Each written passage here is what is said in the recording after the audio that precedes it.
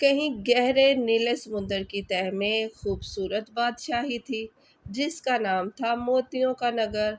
یہاں ایک پیاری پری رہتی تھی جس کا نام تھا موتی پری نیرا۔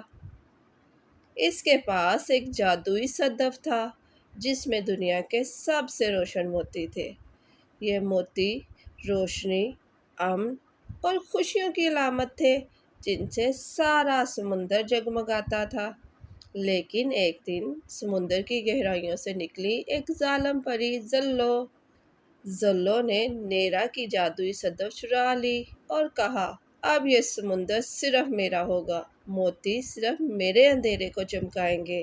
نیرا نے کہا، تم طاقت سے موتی چرا سکتی ہو مگر ان کی چمک کبھی حاصل نہیں کر سکتی۔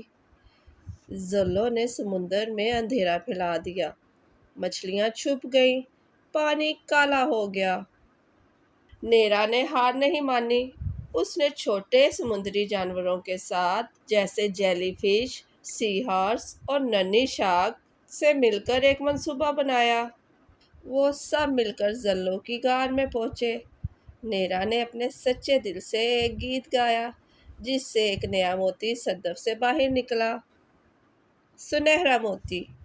جیسے ہی اس موتی کی روشنی زلو کے جسم پر پڑی، وہ درد سے چیخنے لگی اور وہ رو پڑی اور بولی، میں ہمیشہ تنہا رہی اور کوئی میرا دوست نہیں ہے۔ نیرا نے اس کا ہاتھ پکڑا اور کہا، آج سے میں تمہاری دوست ہوں، کیونکہ محبت، دوستی اور انصاف سے اندھیرے ختم ہو جاتے ہیں۔ پھر نیرا نے آدھے موتی زلو کو دے دیے اور دونوں نے مل کر سمندر کو دوبارہ روشن کر دیا۔